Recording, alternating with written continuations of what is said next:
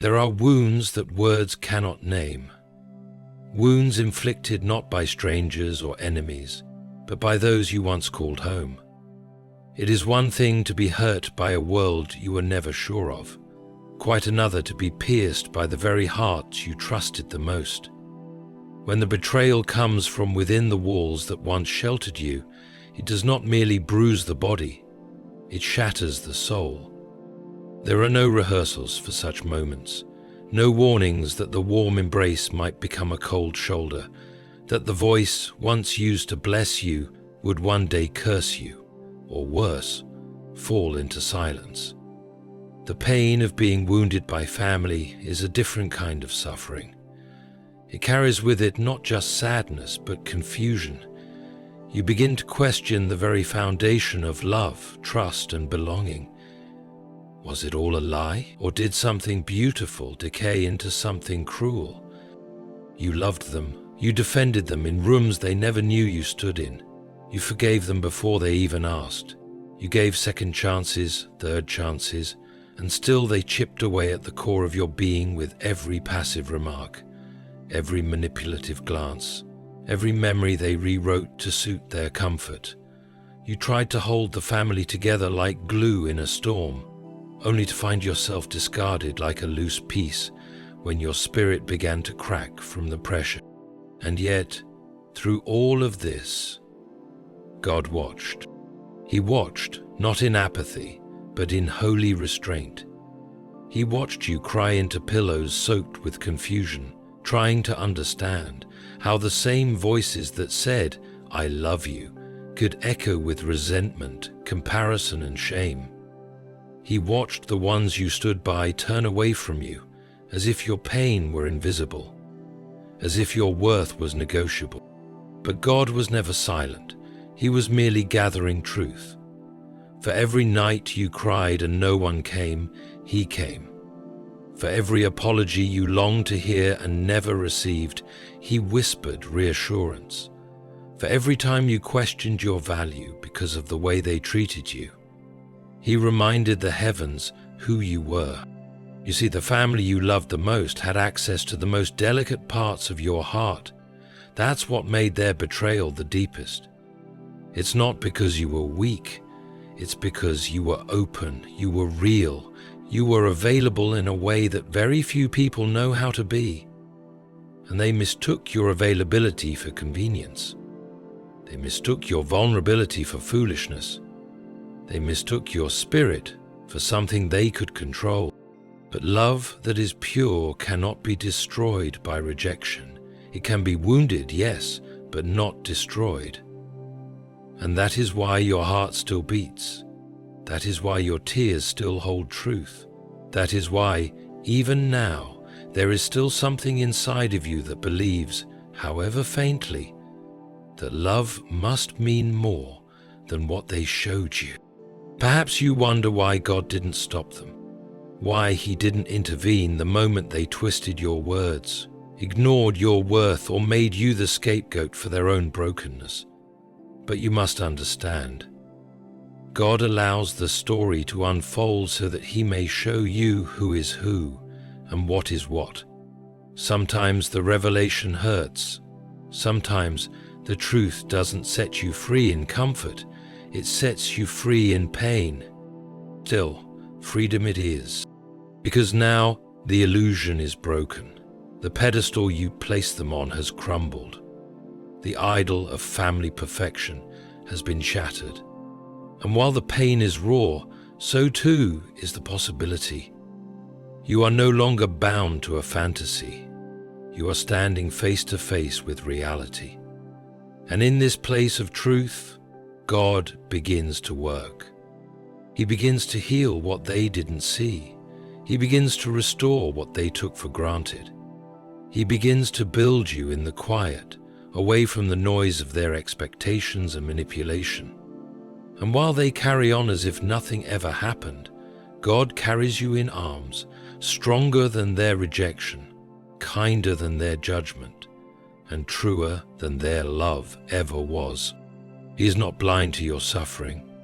He saw what they said when your back was turned. He heard the sarcasm in their tone. He watched them rewrite the story to paint themselves as innocent, while you were cast as the overreactor, the ungrateful one, the problem. And yet you remained silent, not because you had no voice, but because you had too much love. Now is the time for that silence to be broken, not with revenge, but with clarity, not with bitterness, but with wisdom. For those who hurt you in the name of family taught you what kind of family not to build. Their betrayal taught you what real loyalty looks like. Their neglect showed you the power of presence, and their silence has become the backdrop for God's voice to become louder in your life. You will not remain in this valley forever. You will not carry this heartbreak as a permanent identity. The ones who wounded you will one day witness the healing they tried to prevent. The same people who broke you will be the ones stunned by your rise, not because you got even, but because God stepped in. Not one tear you cried was wasted, not one sigh ignored. God is patient with justice. He does not react like man. He calculates with eternity in mind. Some may ask, why didn't you leave sooner? But they do not understand the way hope holds on to the heart. You weren't blind. You were believing. You weren't naive. You were nurturing. You kept thinking, maybe they'll see. Maybe this time your goodness will be enough to melt the stone in their hearts. Maybe if you stay a little longer, try a little harder, love a little deeper, they'll finally love you rightly. But that day didn't come, did it? Not the way you prayed, not the way you imagined. Instead, the longer you stayed, the more invisible you became. And it wasn't just the absence of kindness, it was the presence of subtle harm. They gaslighted your truth, mocked your softness, and made you feel guilty for needing what every soul deserves: safety, affirmation, and care. And still you didn't harden. That in itself is a miracle. For many who are cut this deeply develop walls too high to be crossed again. They build fortresses from their pain and exile both enemies and friends alike. But you dared to remain soft. Though your heart was bleeding, it was still beating with the rhythm of love.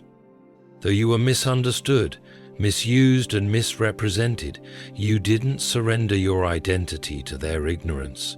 You refused to become like them, and in that refusal you became more like God than you realized. He too was rejected by his own. He too loved those who turned away.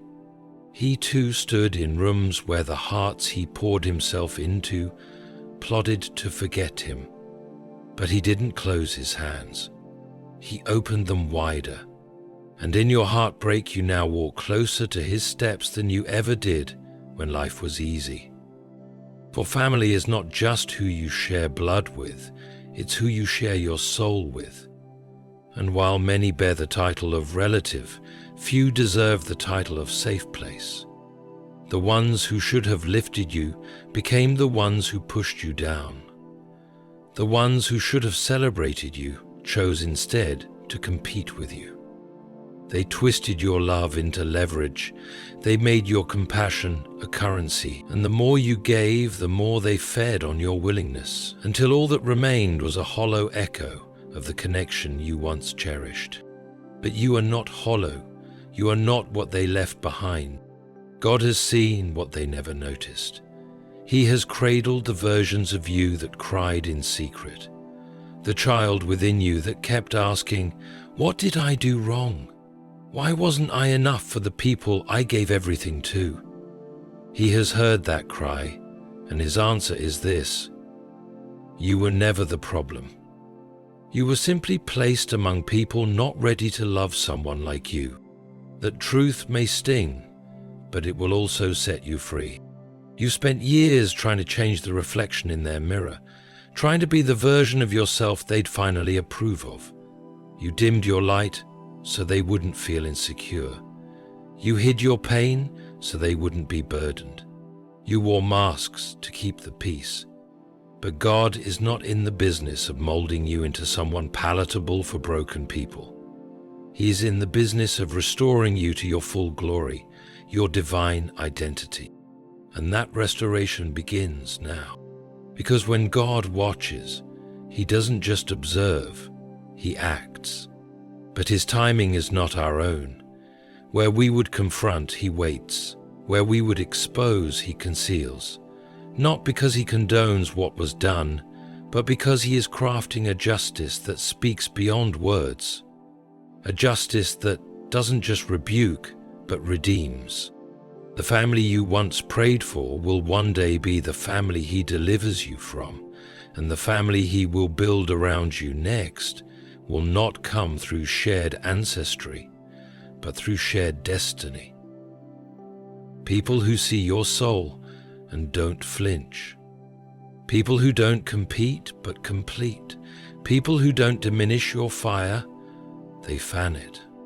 Yes, there is grief in letting go of the dream that your family would change. There is sorrow in realizing that some bridges must not just burn, they must be buried. But in that burial, resurrection waits. For the God who allowed the heartbreak is also the God who promises healing, and not just healing, but honor. He will honor your tears, He will honor your loyalty. He will honor the nights you held back your truth to keep theirs intact. And when He lifts you, it won't be out of spite, it will be out of purpose.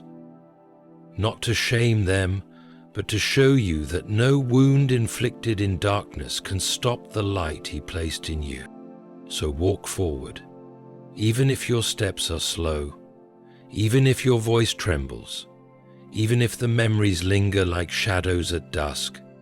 Walk forward, for ahead lies a table prepared, a place where your worth is not debated, a place where you don't have to perform to belong, a place where love is not conditional, transactional, or manipulative. It is whole, it is holy. You thought family meant staying no matter the cost. But now you know, real family doesn't cost your identity. Real family doesn't require you to shrink. Real family reflects God's heart, and if they don't, then maybe it's time to stop calling what's toxic home. And as you rise, remember this: God is not just comforting you, He is vindicating you. Slowly, silently, and surely, the truth will surface. The lies they told will unravel, the masks they wore will slip.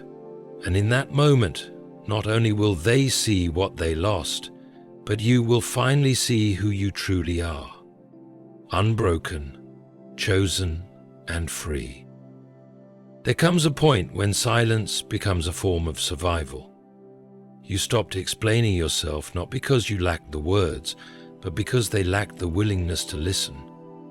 You stopped defending yourself not because you were guilty, but because you grew weary of trials held in rooms where you were never allowed to be innocent. You realized that some hearts are not hardened by time or pain, but by pride, and pride does not reason, it only resists. You started to understand that love is not loud when it's real, it's consistent. It's not proven through grand declarations, but through small, quiet loyalty.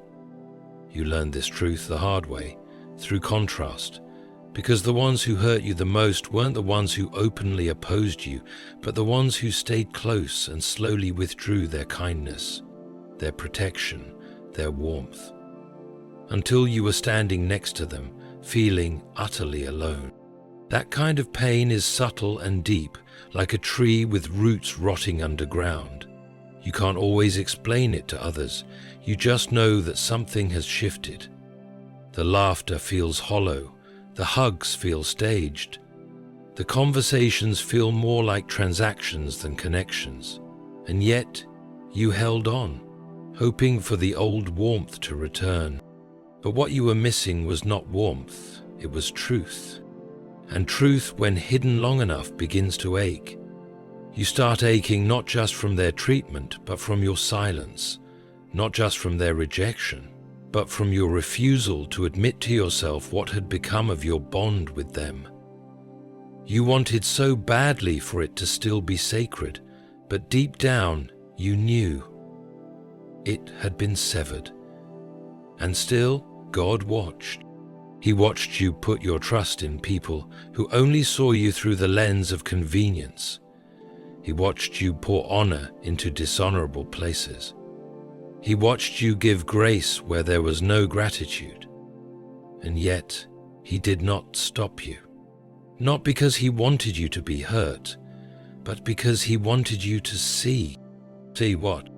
That even the most sacred human ties can be corrupted. That even those who carry your blood can carry bitterness. That even those who raised you can fail to recognize the strength it took to remain gentle in a world that gave you every reason to become bitter. But now that you have seen, really seen, you can stop asking questions that keep you trapped. Why didn't they love me the way I loved them? Why didn't they protect me the way I protected them? Why did they look at me as if I were the problem when all I wanted was peace? These questions deserve to be asked, yes, but they do not deserve to define your future. Because the truth is, your love was never the problem. Your hope was not the mistake. Your devotion was not foolishness.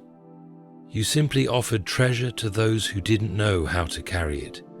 You offered loyalty to those who treated it like leverage. And now, as painful as it is, you are being called to reframe the story. Not to excuse what they did, but to reclaim who you are. You are not the sum of how they treated you. Let that truth settle. Let it echo through every corridor of memory. Because when people fail us, especially those we trusted most, the mind tries to rewrite reality. It begins to whisper. Maybe you were too much. Maybe you were too emotional. Maybe you expected too much from people incapable of giving it. But no, you are simply asking for the bare minimum of human decency, honesty, compassion, mutual respect. And if they failed to meet that, it is not a reflection of your expectations. It is a reflection of their limitations. And still, God is not angry at you for staying as long as you did. He understands that when the heart has hope, it holds on. He doesn't fault you for longing for healing within the family He once placed you in. He honors that loyalty. But now He is calling you to a different kind of loyalty. The loyalty to yourself and to Him. Because you've been faithful to them, now it's time to be faithful to your calling. The same God who allowed your heart to break will be the one to rebuild it, piece by piece, layer by layer, and He will not rush the process. No, He is the kind of healer who sits with you in the ashes before He leads you out of them. He weeps with you before He lifts you. He allows the pain to breathe before He resurrects the joy. And you, though bruised, are not abandoned. Though misunderstood, are not mistaken. Though cast aside, are not forgotten. He is preparing a new environment for you, one where your worth is not questioned, where your voice is not drowned out by the insecurities of others, one where you are celebrated, not tolerated, where you are not needed for what you offer, but cherished for who you are. And one day, those who dismissed you will wonder how they missed you. Not because you sought revenge, not because you made a scene, but because you simply grew. You healed. You chose not to carry the venom they gave you, and in doing so, you became untouchable in a way they never expected. Because forgiveness is not weakness, it's power. It's not forgetting what happened, it's refusing to let it rot your heart. And now, God is inviting you to forgive, not to free them, but to free you. Because your life is not over. Your love is not wasted. Your destiny is not delayed. This chapter was painful, yes, but it was also necessary. It revealed the truth, it clarified your values, it sharpened your discernment, and it taught you, above all else, that not every hand that reaches for you deserves to hold you. The illusion is gone now, and that is a painful kind of freedom. There is no pretending that they didn't harm you. There is no dressing it up in spiritual jargon or hollow excuses like, they did the best they could. No, some people chose to wound. They chose silence when they should have spoken, betrayal when they should have stood beside you, pride when they should have apologized. And yes, they were family, but even family is not exempt from accountability. That truth, though it aches, is where your healing begins. Because as long as you excuse what was inexcusable, you chain yourself to a cycle that God wants to break. As long as you say, it wasn't that bad, you deny the part of your soul that's still bleeding. And God is not in the business of false peace. He is in the business of true redemption. But true redemption only begins when we dare to speak the truth. They hurt you. They used your silence as a weapon. They made you the keeper of their secrets, the guardian of their reputation, while they freely crushed yours behind closed doors. They distorted your intentions, cast suspicion on your goodness, and treated your kindness like currency to be spent, never returned. But the beauty is this: while they were rewriting the story to suit themselves, God was keeping the original record. He saw every motive. He heard every lie. He observed every manipulation that was dressed as family concern. And he didn't just see your pain, he stored it as a witness, as a promise that nothing done in the dark will stay hidden forever. Even now, he is turning the pages, not to erase what was done, but to redeem it, to take the betrayal and forge it into a new strength, to take the rejection and use it as the very soil from which your restoration will grow. And make no mistake, restoration is coming. But here's the part that few talk about. Restoration often begins with loss. You lose the version of them you hoped existed. You lose the future you once envisioned with them in it. You lose the belief that if you just kept showing love, they'd eventually wake up to it. And when that belief dies, it feels like a funeral no one else attends. But God attends. He sits with you in the grief. He doesn't rush you through it. He doesn't give you shallow sayings. He simply stays present, gentle, unmoving. And slowly, through his presence, the mourning shifts. The tears become prayers. The silence becomes sacred. The wound becomes wisdom. And then, one day, you notice something strange. You are breathing deeper, smiling again, not because the past has changed, but because you have. You've outgrown the need for their validation. You've stopped shrinking to fit their comfort zones. You've started building a life that doesn't depend on their approval. That, my friend, is divine freedom. The kind of freedom that cannot be faked. The kind that doesn't clap back, but walks away with dignity. The kind that doesn't demand an apology, but no longer needs one to be whole. Because God has become what they never were. Your shelter, your advocate, your family. Yes, family. Because once you realize that blood is not thicker than betrayal, you begin to redefine what family really means. It's no longer about genetics. It's about spirit. Who speaks life into you? Who shows up when it's inconvenient? Who holds your name with care when you're not in the room? These are your people. Even if you haven't met them yet, they are coming. Because God doesn't leave empty those who've been emptied by others. He fills, He replaces, He upgrades. But not all at once. He does it in layers. because He knows that what you lost was not small, and to rush the healing would be to dishonor your experience. So He moves at the pace of your surrender. He heals as you're ready, not just your heart, but your perspective. You begin to see that what was meant to destroy you has actually developed you, that the fire meant to consume you has refined you instead. And though the scars remain, they are no longer sources of shame. They are proof of survival.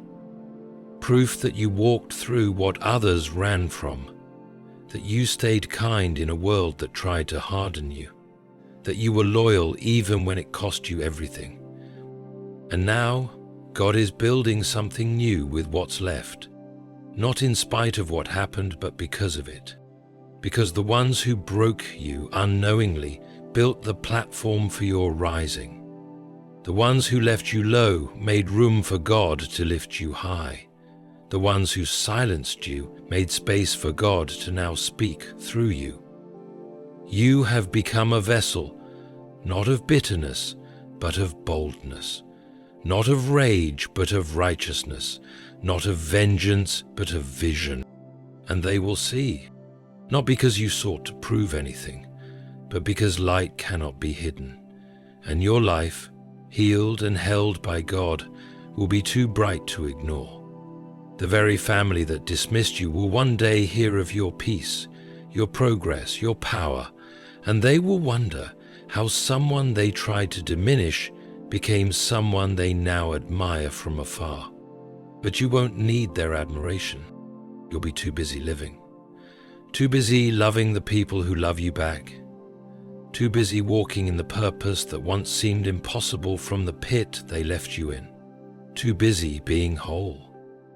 And as you walk this path, remember this: you were never alone in the hurt, and you will not be alone in the healing. It is a strange and holy thing to survive what was meant to break you, to look back on the moments when you were most fragile, when the words they said echoed through your mind like poison, and realize you're still here, not just existing, but growing, not just breathing, but believing.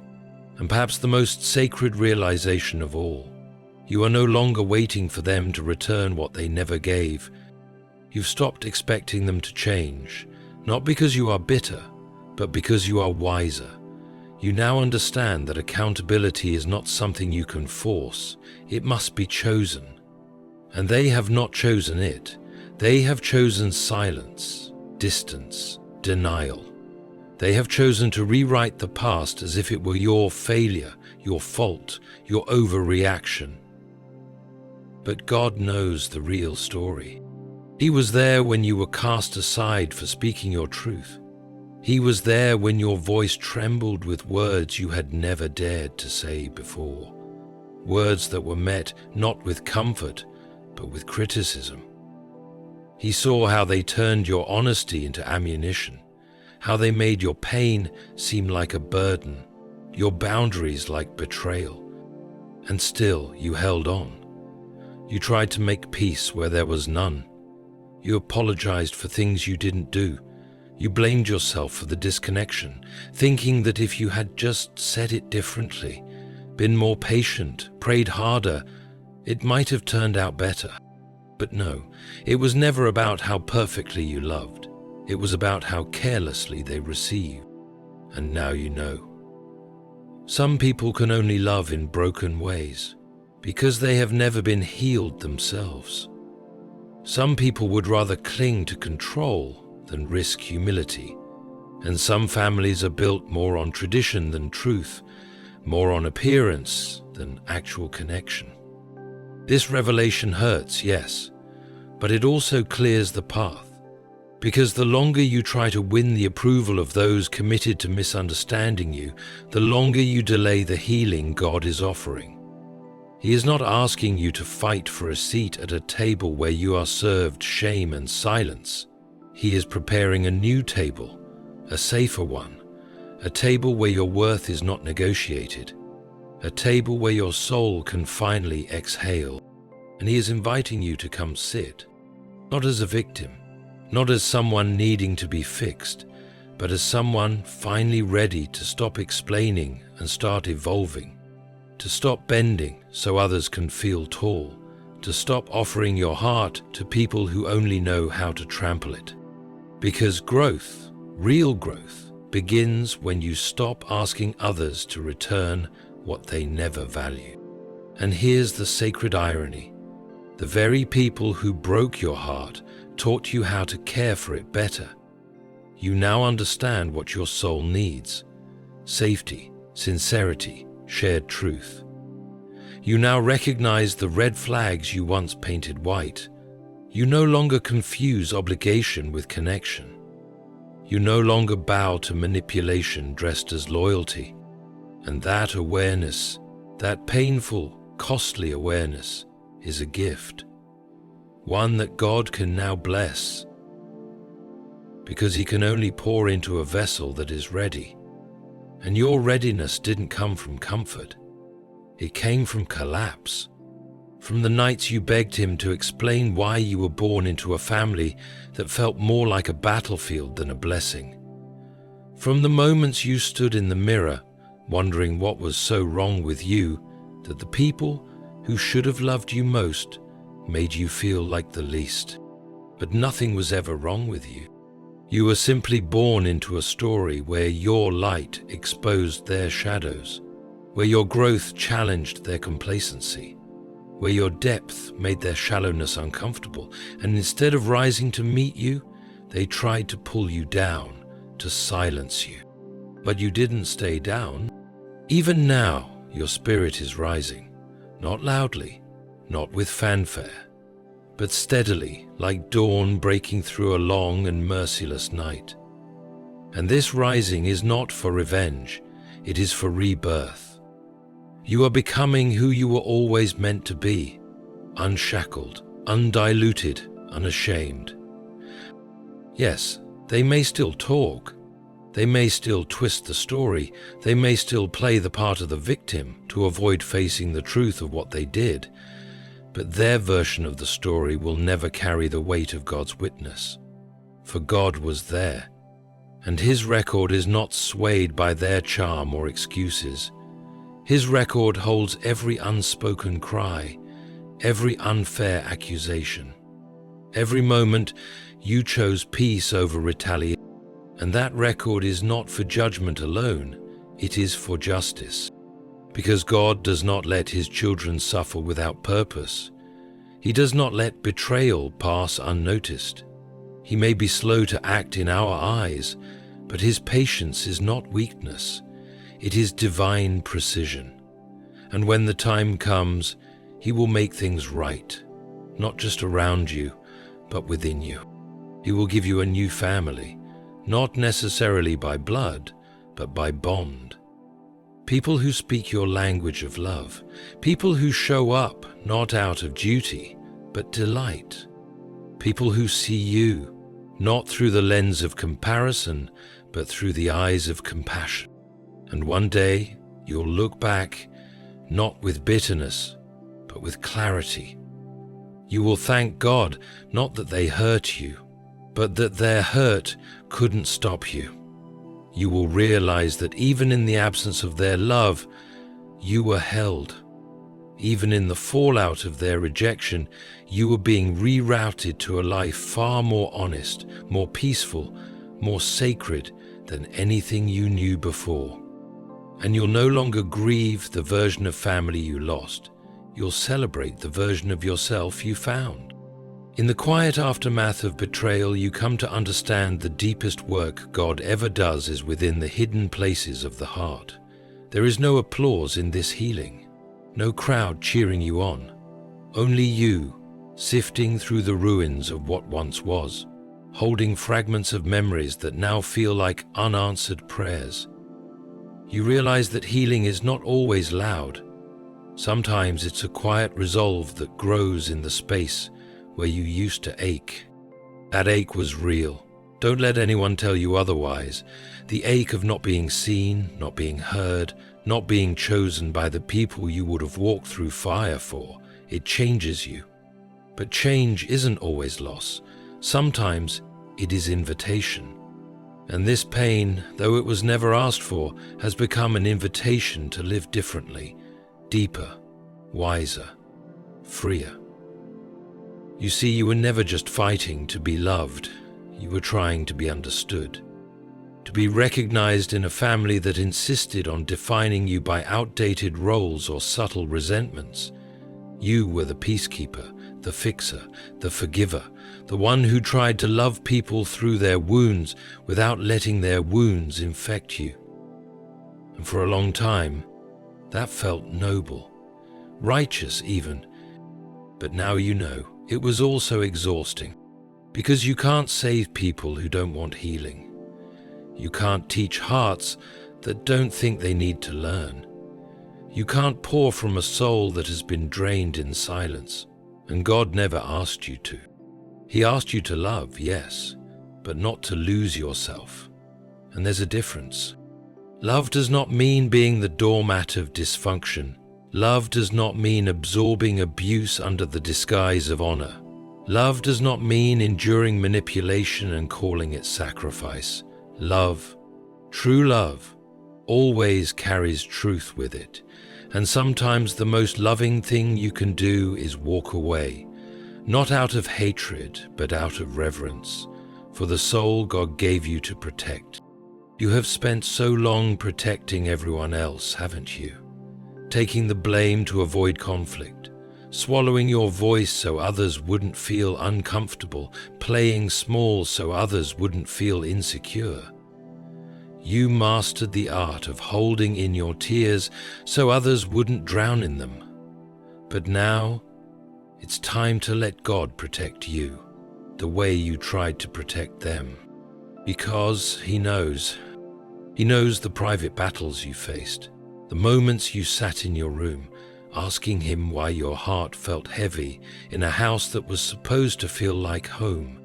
He saw the times you smiled at family dinners with a lump in your throat, pretending you were okay when your spirit was barely holding together. He saw the moments you wanted to scream the truth but chose silence out of love. He saw it all, and now He's turning that pain into power, but not the kind of power the world defines. This is the kind of power that makes peace your companion, not pride. It's the kind of power that no longer needs revenge, because justice is in God's hands. It's the kind of power that says, I am no longer who they tried to make me. You are no longer the scapegoat, no longer the emotional sponge, no longer the one who bears the weight of other people's brokenness just to keep the family image intact. You are rising, and with that rising comes a sacred shedding. You are shedding the need to be understood by those committed to misunderstanding you. You are shedding the guilt of not fitting into the roles they assigned you. You are shedding the shame they projected onto you to avoid facing their own faults. And with every layer you shed, you are becoming more of who you truly are, not who they imagined you to be, but who God always knew you were. That is the blessing they never expected. They thought their absence would break you. They thought their silence would shrink you. They thought that by removing their love, they could control your sense of worth. But worth does not come from who accepts you. It comes from the one who created you. And He has never withdrawn His affection. He has never withheld His love. He has never changed His mind about you. So let them go. Let the version of them you once needed rest in peace. Let the fantasy dissolve. Let the dream of reconciliation that requires you to abandon yourself fall away, because you are not walking away in anger. You are walking away in wholeness. And in that wholeness, you will build a life so filled with God's presence, it will silence every lie spoken over you. You don't have to shout your healing from the rooftops. Just live it. Live healed. Live free. Live with the boundaries they taught you to fear. Live with the joy they never celebrated. Live with the peace they tried to destroy. Because every time you choose your healing over your history, you win. Every time you choose grace over grudges, you rise. And every time you choose to trust God's voice over the echoes of their cruelty, you step deeper into your divine identity. One day they may look back and wonder how you became so whole, how someone they counted out became someone so complete, and perhaps they will feel the weight of what they lost. But that is not your burden to carry. Your burden was never to fix them. Your calling was always to become you, fully, freely, fearlessly. And now you are, to breathe deeply, cry if you must, but then rise again. The family you loved may have hurt you the deepest, but they did not define you. The one who saw it all, the betrayal, the rejection, the silent suffering, he defines you. And his plans for you were never buried in their blindness. They are unfolding now, beautifully, quietly, undeniably. Let this be the season you stop waiting for them to make it right. Let this be the moment you realize God already is. They hurt you, but they did not have the final word. God does, and his word over you is healing. It is hope. It is home.